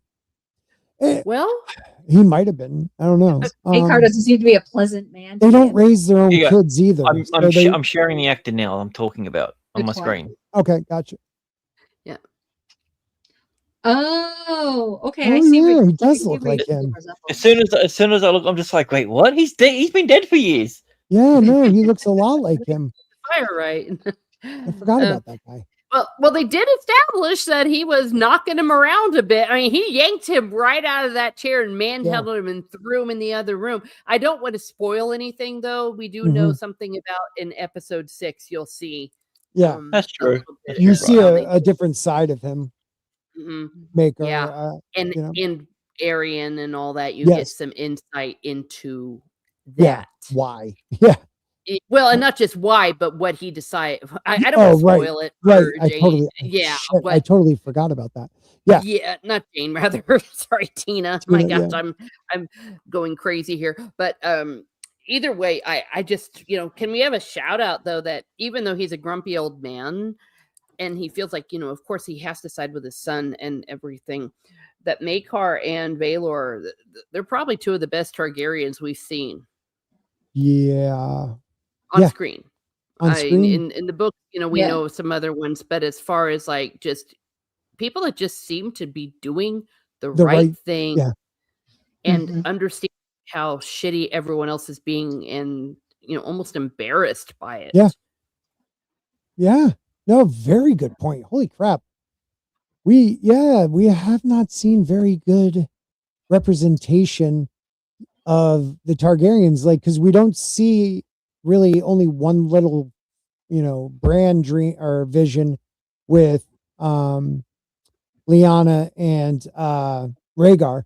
Rhaegar's, and Aemon, Maester Aemon is like the only other good Targaryen we see, and in a way, you don't really feel like he's a Targaryen because he's been at the wall for so long, so, and the family's gone, but in their height and their power, you're right. These are the first two we've seen that like handle themselves as at least, Baelor, very, very royalty, like princely. Maekar, at least he's not just a cruel idiot. Well, and we know that only to his kids. Well, I'll let you get to the super chat. And then and then we'll come right back to you.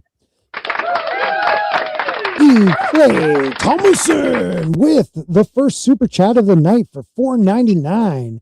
If Egg could stop the prince from hurting the girl after, I wondered this too, after Dunk hit him, then why didn't he stop him before he ran to Dunk and risked his life?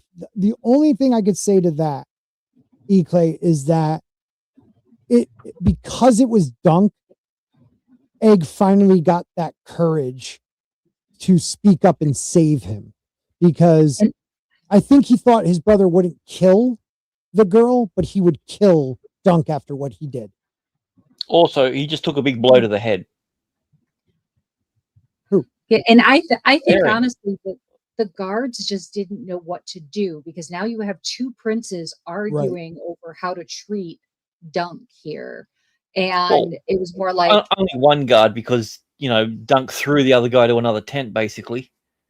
Well, that's true. That's true. But I thought there were more than just 3 guys, because those weren't the White Cloaks. Mhm. Those were but they were guards. they were Targaryen guards. They were just not the White Cloaks. Yeah. But I think you're right. There were 2 princes, and they were just like, we can't kill this guy. Like so. Yeah, but I think this is the one person Egg doesn't want to live. It's like, oh my God, he's like, in the last 2 days we became family, and I don't want to see him die. We invented the sandwich together. We have a bond. Yeah. And the kid's a child. Yeah, he's a child. He's impulsive because he didn't think also, like when Baelor says, "Why didn't you come to me?" Because he could have kicked his ass and there not been a problem. And he's like, I didn't have time, and Yeah, right. That's a very good point. Good question, E. Clay. I got to give you a awesome. Yeah, I haven't used that. I'm looking at multiple pictures of the actor who plays Prince Darren Targaryen. I think I can save him. I'm the woman that would. Oh hell yeah. Hell yes. Yes. He was in Outlander. If you want to see him in uniform. Wouldn't it be hot when he turns to you and is like, I see you in a pool of blood in my dreams, and something crazy and a banana. Like, no, bro, I got you a pool of wine. Yeah. Come join me. You need to watch Ascendant Art Podcast Friday shows to know more about what goes on in the bedroom at the Bojan household. Mm-hmm. Once the ambient gets consumed, the shit that just flies out of the texts are very amusing. Well said. Cool. 11 Alpha has a good point. Jace is, he's Valyrian, right. He is a good Targaryen, even though he's a Valyrian. Well, when she becomes queen, they're Targaryens. They're all Targaryens. Yeah. But, what I wanted to say though, because can we please simp over these brothers? Because I think this will make the things more poignant, even more. That they're the hammer and the anvil. That they actually fought together, and the whole. They did this great maneuver in one of the Blackfire Rebellion, and so that's why they're called the Hammer and the Anvil. Yes. So they work together, and they're known as badass warriors. And like, wow, look what they did! It's so good that they even got nicknames over it. And so again, genuine affection between the two of them, and cut from the same cloth from a certain degree. And they've got different issues, obviously, in their lives. And what's crazy is younger and older, like the youngest and oldest connect, really well. Zach's that's a good one, maybe, and he says that to Baelor. I wanted him to kill him, like he wanted his brother dead. And during that one tournament when he broke the leg of Sir Humphrey, I mean, he was screaming. And I read it in the book. Kill him, kill him. I mean, this was not an exaggeration. He said it at least 4 times in that paragraph. Egg has, he's a Targaryen. He has that fiery side. He'll kill him if he could. One is his tormentor, and even Baelor has to intervene and be all, hey, dude, this is your brother. It's like, come on. And he gets a little preachy, he's like, the Septons teach us that we're not supposed to do that. So tells you a little bit that maybe that's also the way he taught his kids. It's like, hey, remember, what you're supposed to be. Yeah. We're princes. We should be higher than that. So Dunk, they go get your team. And this is where we get Stefan Fossaway, and like one of the more, the guy who gives Dunk a feeling of hope. I thought that was like a crazy twist because I don't feel like it's like that in the book, though, is it? Oh yeah, it happened exactly like that in the book. Total douchebag. I didn't think it was exactly like that, but man, the actor made me see it in a different way then. Like how he's like, I am your man, or whatever. He said exactly that. Yeah, it's like, you son of a bitch. Yeah. So he intended from the get-go from the get-go, he was going to betray him for land. That's what I believe. He went right to Arian, like, "Hey, I got a deal for you." Well, you know that he you didn't know go why? to the other He didn't go, people. right. He didn't go to any of the other people because that's what Lionel Baratheon says. Well, he said, "Who the hell's Sir Strephon?" Yeah, he's like, he didn't even say the name right. Like, yes, That's yeah. right. Yeah. Who's Sir he didn't know Strap-on? it. Wait, what was his name? yeah, right. That was a powerful moment, and then we get the moment we talked about already with Daron. Just before we go any further, he said that Egg went to everyone else. Did he go to them as the squire or as the prince? He said Oh, your definitely. squire. Yeah, But he said your squire.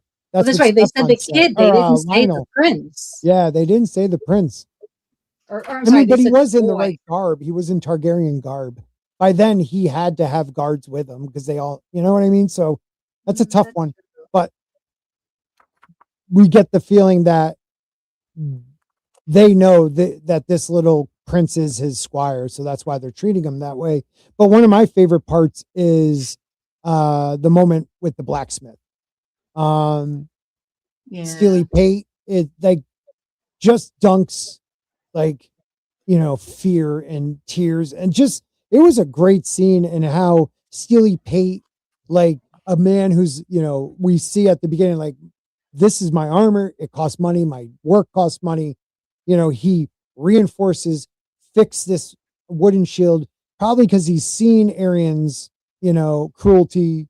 This might not even be the first time he's seen it, and what Dunk did, and he does it for 1 copper, makes his shield strong, and we get to see the shield, and I thought it looked great.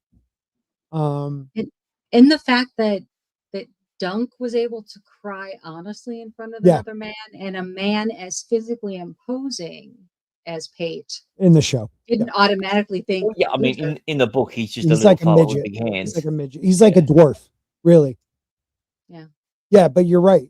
You're absolutely right, Tina. And I don't know. I got to go back because I think I made a comment. I've been wrong a lot, but after everyone was like, I thought the white cloak's armor didn't look that good. I went back and looked at it, and it looks awesome. The costume design, hell yeah.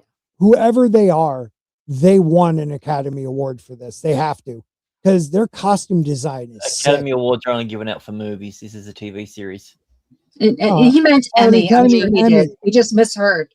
I forgot the Academy Awards. I'm sorry. I don't think about those gay things. Yes, whatever I'm you just say. you've been wrong so often on one stream. That's all. Yeah, I mean, dude, this is the stream.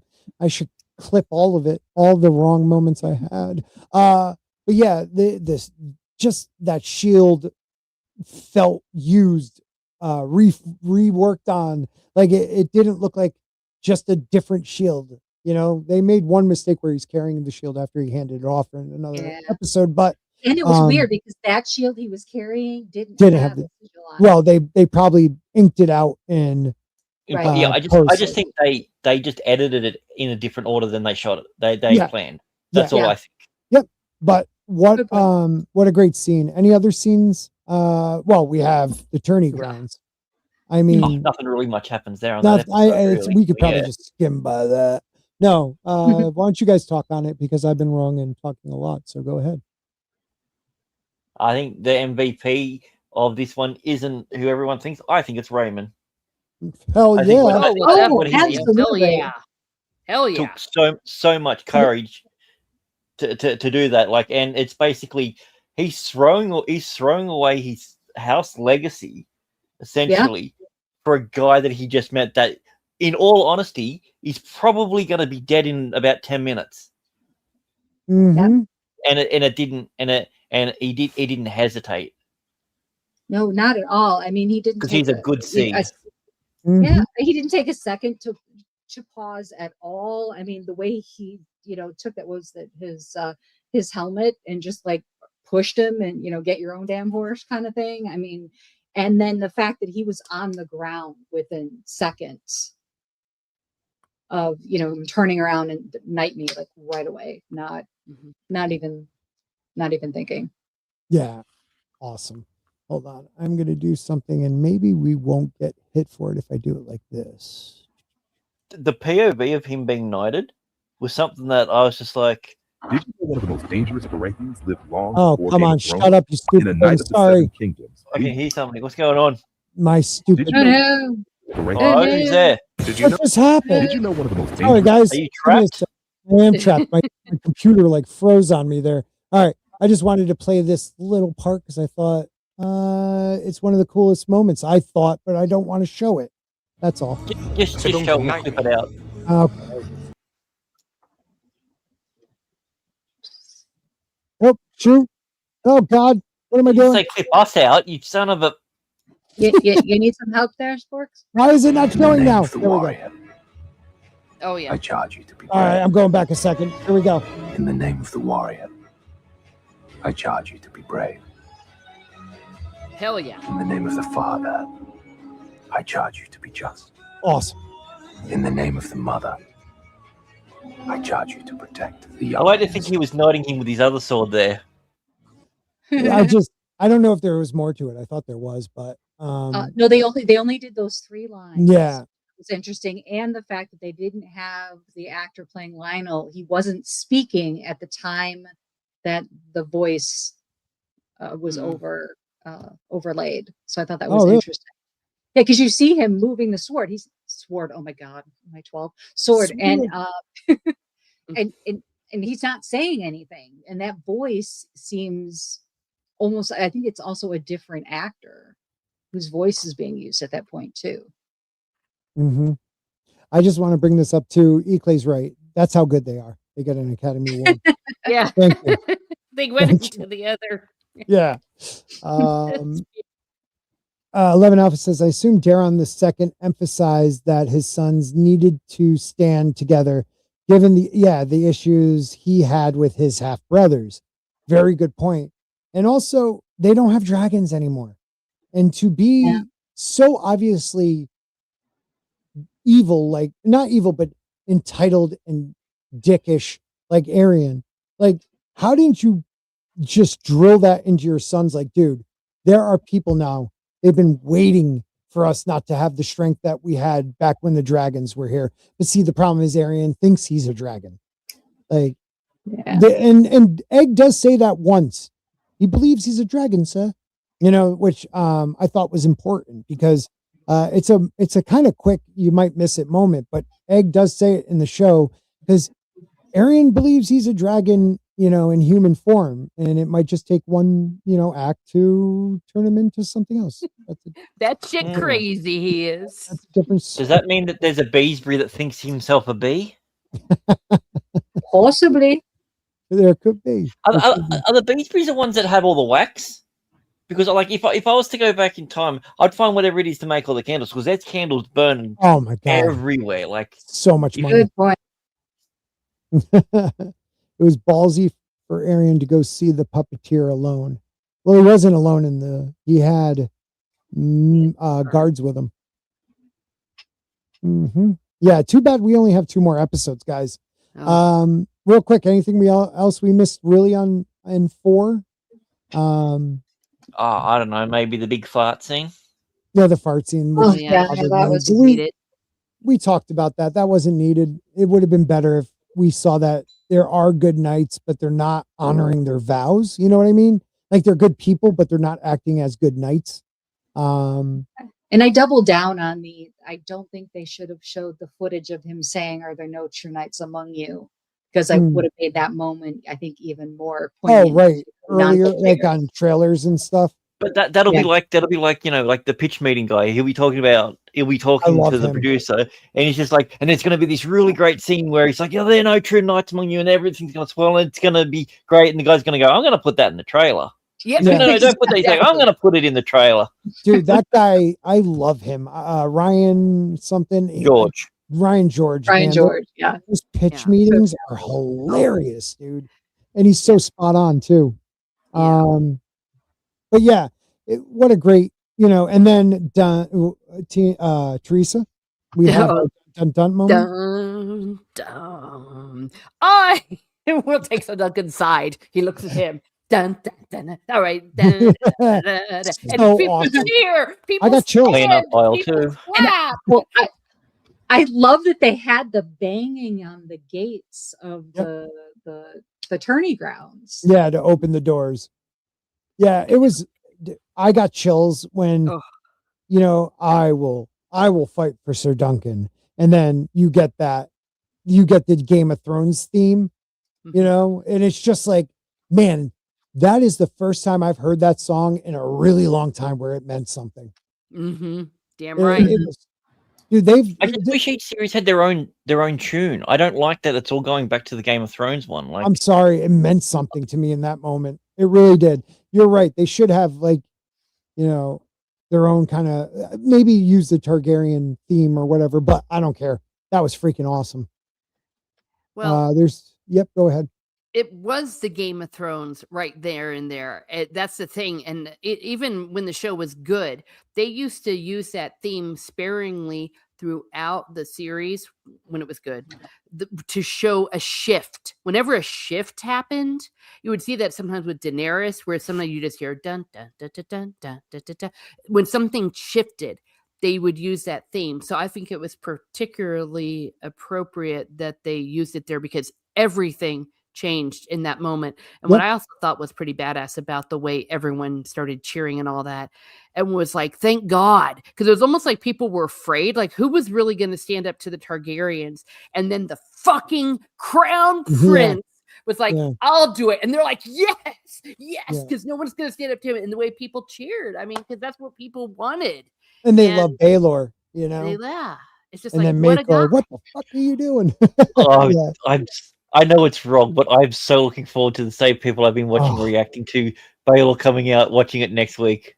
It's going to be hilarious. Well, it's going to be great. Well, it's going to be beautiful. It's going to be beautiful in so many different ways. And I mean, can we also pause for a moment that Baelor is, of course, named after the other king, Baelor the Blessed, who, maybe was a little bit of a nutcase, but so are all saints. The fact that he is named after a saint in this world, and the Blessed, was it a coincidence? Yeah. Oh my God, good point. And for people to say small consequences and stuff, this is why you can't say that about this. This next episode is amazing, and one of those moments where, like, we're going to be in the fields, people. It's great. How do we get an hour out of 16 pages, though? Oh, easily is what concerns me. I mean, because I counted the pages left, you know, did the math in my head, and I'm like, but it's true.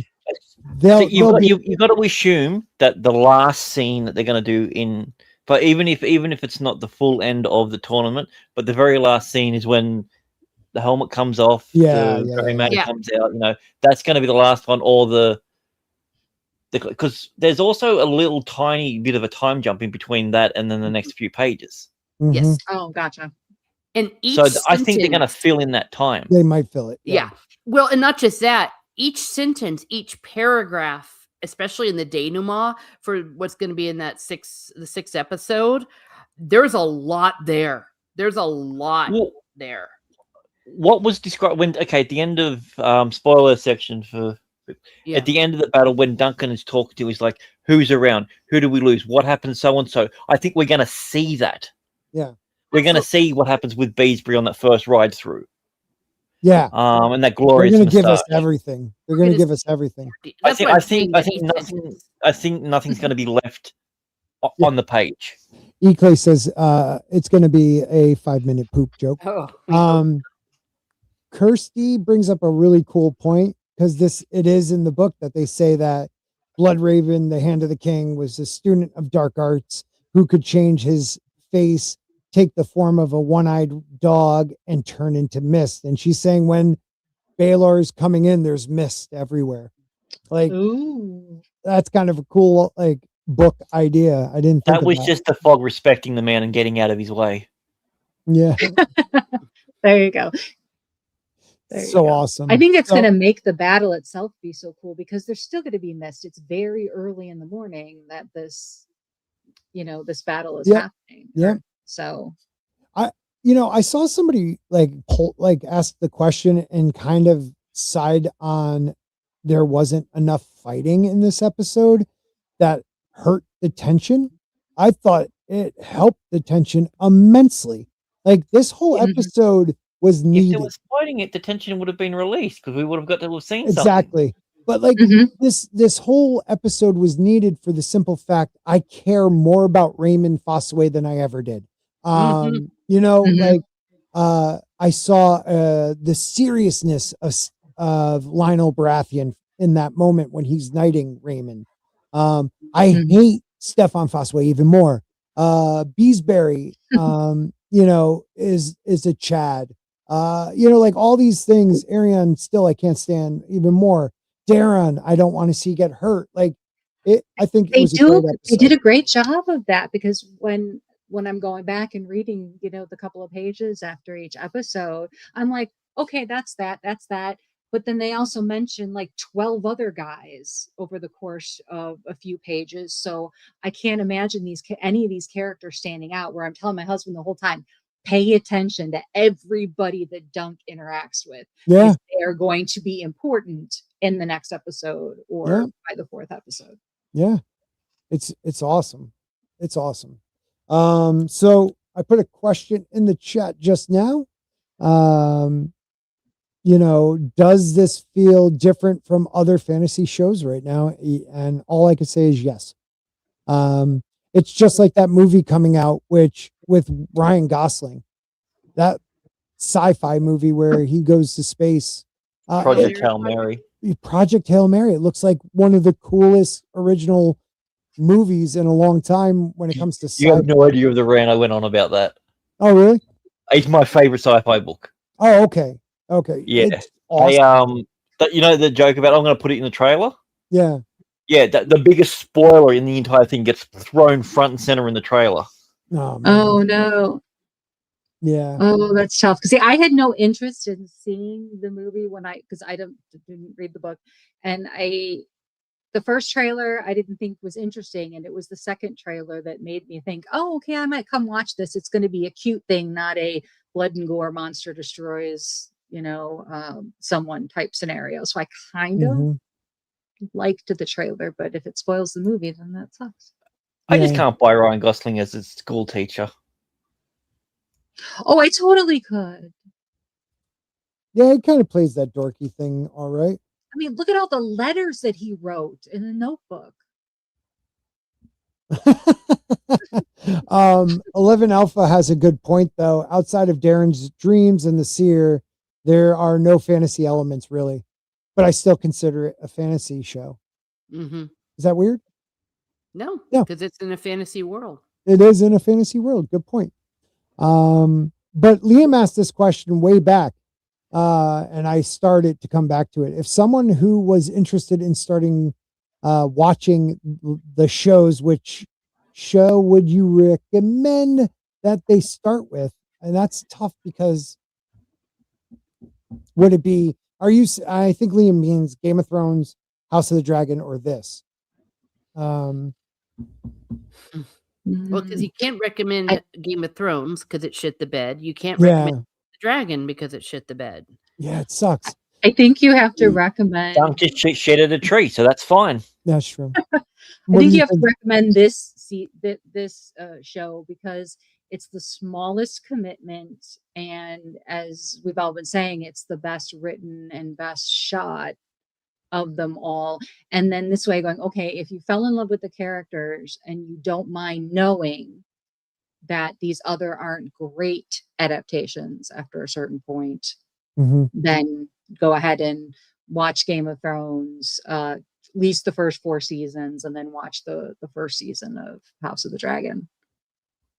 I would watch this, or I would watch 4 seasons of Game of Thrones, then watch a season of this and the first season of House of the Dragon, and then all the rest we could tell you about. Zax, I did like the original Spartacus series where that poor kid died. With Andy Whitfield before he died. Yeah, he was so good as Spartacus. He was so good. One thing about this, and I'm assuming that the TV show is going to be similar to the books, you actually can, especially after the Hedge Knight, if you wanted to, you could stop. Like, I felt like it was self-contained. There was enough of kind of where they went. It could work as a short story, and it doesn't demand a sequel because you're kind of told where they're going with it. And if they end this with that this season, well, then that's great. So if they do shit the bed season 2, like every other show tends to do nowadays, well, we'll still have season 1 as a standalone. Yeah.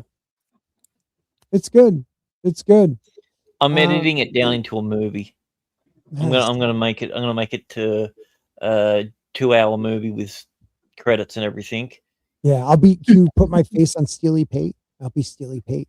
All right. Oh no, sorry. You're Red. You're one of the whores. Okay, I like that. I like how I be the dead one, the one acting dead.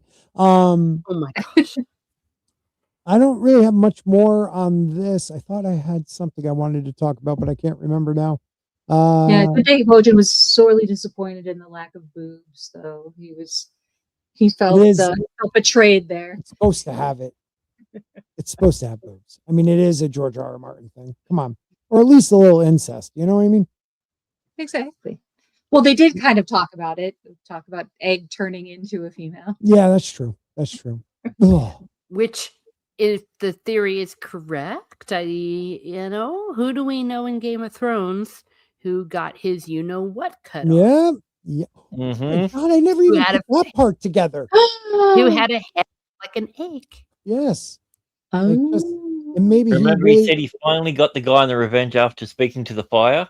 Yeah. Maybe Arian didn't burst into flames. Maybe he became the flame. Oh shit. That's something else to talk about. As he was rolling around on the floor. Definitely. All right, guys. Thank you everybody for being here tonight. We're gonna wrap it up. That was a lot of fun. I'm excited for next week's convo on this. And hopefully the new area I'll be in, I'll be all over there and ready to go. I don't know what, I don't want to even say what you're looking forward to because it's kind of spoilery. And even though we don't mind spoiling stuff, I don't want to spoil this for people. So, it's going to be good. It's going to be good. I'm looking forward to the speech between, Dunk and, the Heir when they're sitting down and discussing the realm and what body parts are worth what, and what is sacrifice and what will the small folk think. That's the scene I'm looking forward to, because I think that'll be in this episode or next. That'll have to be the next. That'll have to be the last episode. Definitely. That's what I thought too. Okay, yeah. But they might do that, and then the last one might be an epilogue about their adventures or something like that. It could very well be that way because there's not a lot of pages left. No. Well, but there are some events. I don't want to say what the event is that'll be in episode 6. Yeah. But but there is a lot that they linger on. Even in the book, you can see and imagine how they're going to take some time with a certain scene in episode 6. It's going to be powerful. All right. You guys. I'm wondering if they're going to try and tie some sort of Blackfire thing into it, because they've been pretty adamant about adding something to do with the Blackfire in almost every episode. Every second episode, they've had a big Blackfire mention. Yeah, so. It's something that wasn't in this book because George wasn't like Bloodraven or the Blackfires. But it's something that's referenced in later material about it. So definitely. I'm wondering. Yeah, maybe they'll do that like at the end, like they'll be going off la la la la la, and then it'll be like, and then you see a Blackfire, and then it goes black. I don't know. That could be something like that. And then we also, real quick, that's what I was going to bring up. We did get, believe, some casting for season 2. I don't know if it's confirmed, but we heard that this gentleman, Steve Hartley, Mimi Joffrey is her name. Joffrey. That would be funny. Joffrey. So close if it was Joffrey. That would be so awesome. And I'm guessing that's Craig Parkin. I know him. I've seen him in plenty of stuff. And this guy looks familiar too, Stephen Hartley. Guessing he'll be the Oz whatever. The Lord. So the guy at the end, Craig guy, do you think he'll be the other knight, the other companion? Oh, yes. I couldn't figure out who he was going to be. I got to read that book again. There's so much I forgot about the second book. That I'm definitely going to have to read it. But yeah, Just gave him a cut on the cheek, I did. Yeah, we have a lot to talk about. So we will see you guys next week. Make sure you guys check out Teresa's channel. Talking about what tomorrow night, right? You have a stream? Yes, I probably will be streaming. I have the Wuthering Heights I'm going through now, the book, and stay tuned for myself and Stieg. We'll be doing a Fistful of Dollars. We haven't yet been able to work that out. Stieg's going to be on with Mara tomorrow now, though, talking about their top 10 from I forget which movie year. So that's always a lot of fun. Awesome. Tina, you'll be with our artist friend. Yes, I shall be with the Vineyard. I am hoping I am back to the Friday Underground stream finally after busy season at work. So we'll have that Fridays at 5 o'clock Eastern. And then if all goes well, we will be back to Dexter on Sunday. Nice. They watched Tropic Thunder last week, which was great. And I was able to share a meme that I found that had Robert Downey Jr. Made up an AI being all the Black characters in Marvel. Oh my God, that's great. That's great. So cute. Nice. And Grant, what's going on with the Aussies? We're being very Aussie doing our stuff, and so yeah, we'll be doing a couple of streams this week. Should be a lot of fun. But yeah, until then, don't get too attached to any characters, especially if they're sassy. Remember that guy, Rhino? I miss him. All right, guys, everybody, I hope you have a great night. And where can you find the best content on A Song of Ice and Fire? Where's the best place for content on the world of Ice and Fire? Right over there. See where I am pointing with my dagger? I just found Sporking News Podcast with me, Sporking. Make sure you like and subscribe.